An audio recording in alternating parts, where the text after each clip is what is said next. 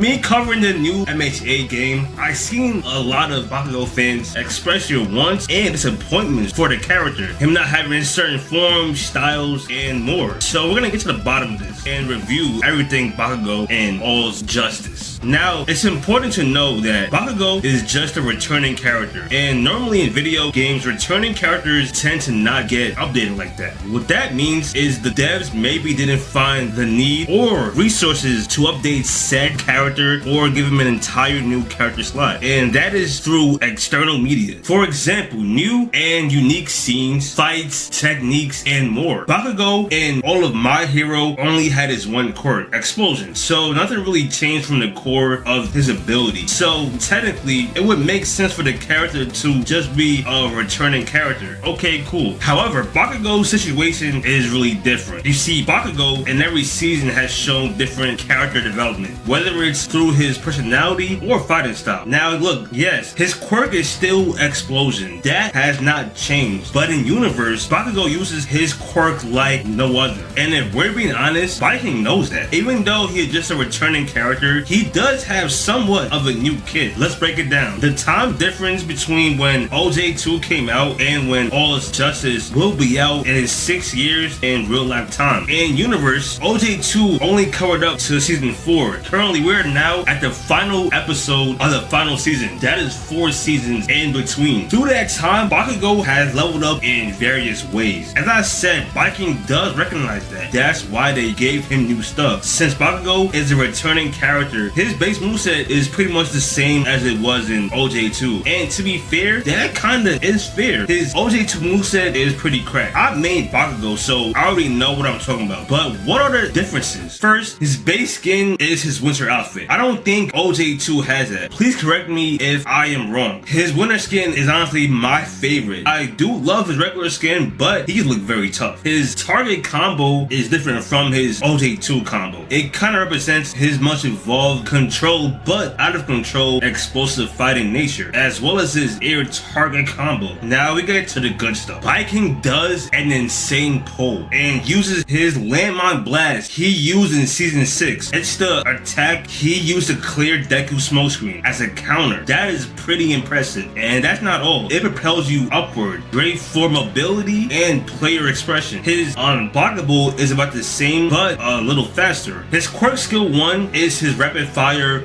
explosive barrage. It's the exact same from OJ2. Now, as a previous main, this was my favorite skill, no cap. His skill 2 is the same as well, an upward explosion. His skill 3 is his previous plus ultra 1. It's just a condensed skill, which is a W. And his 4th, it seems to be new. It's an overhead kick. Okay, cool. So far, what do y'all think about this, guys? By the way, if you are enjoying this content, guys, please, if you can from me, hit the like button and subscribe to the channel. Y'all have been showing tremendous support lately. It's the reason why these videos come out at a fast but consistent pace. And if you want to be more tapped in, guys, join the Discord and follow my Twitch. I'm gonna return to streaming very soon. I will do live breakdowns and stuff like that. Everything is in my description. But back to the video. His plus ultra is his signature skill, how it's your impact. But now is where things get very interesting. His rising. As I've said before multiple times in my previous videos, rising is a game changer. It makes any character very interesting, and Bakugo is no different. His rising is a nod from season 7. During his rising, he unlocks his heavy mobile unit form. His skills are enhanced. He deploys a straight panzer, firing homing missiles when performing certain attacks, and yeah, that is pretty much all we know of Bakugo so far. Now, you may see this and say, damn, this nigga is stacked. What are the complaints? I would tell you that the complaints come from all of this is before the final season. Now, to be fair, season 8, Bakugo only had one fight. Although it may be pretty big, it's only one fight. But it seems like that does not matter to Viking. Because through Deku's damage battle skin against Shigaraki, he unlocks Carnage. A totally different look, although same combos and all. But this is Carnage. Now, Bakugo looks the same in season 8, but at the same time, he doesn't. In the final war, he basically have a quirk awakening. But it actually didn't start in the final final season. It started in season 7. It was that time when he briefly outspeed Shigaraki. Now, Viking knows this because it's in the story mode, but on his character kit, we don't see it. When we see the Bakugo versus All For One trailer, he looks the exact same. He does have a battle damage skin although, but this Bakugo is completely different, and it seems like Viking missed the mark with him because full power cluster Bakugo is honestly a demon. With full body explosions, pain as fuel, speed comparable to arguably All Might, this is a stat character, and boy, I would love to have my hands on this version of this character. But is this character in the game in some type of way? In the cutscene, yes, that is 100% cluster Bakugo. But when we see gameplay, it's just the same regular Bakugo. It's not a brand new character. It's the same character portrait. It's the same combos. It's the same plus ultra. It was nothing different. However, we didn't see this one key detail, and this is very important. They did not show us his rising. And to purposely leave out his rising, that is very interesting. That must mean that full power cluster is his rising for that skin, and they just didn't want to show us that. His moveset might not change because I don't think it should have, but as I explained to you what his rising does earlier in the video, it basically enhances him. That just might be the case. If we get that, I am game. I just want to briefly talk about One For All Bakugo. This character was never in any game, whether it's OJ2 or Ultra Rumble, and it seems like no game is gonna take recognition of this certain form. So yeah, I have no say with this because it seemed like they just want to forget this version of the character never existed. I mean, he's pretty much canon, right? It would be pretty cool, man, but yeah. But what do you guys think? Is Bakugo ruined, or is this an acceptable way for a returning character like him to be added in the game? And if we're being fair, it's not that much returning characters have gotten this love and detail the same way they did Bakugo. As you think that over, guys, if you want my thoughts on the current state of the character roster, click the video that is on your screen.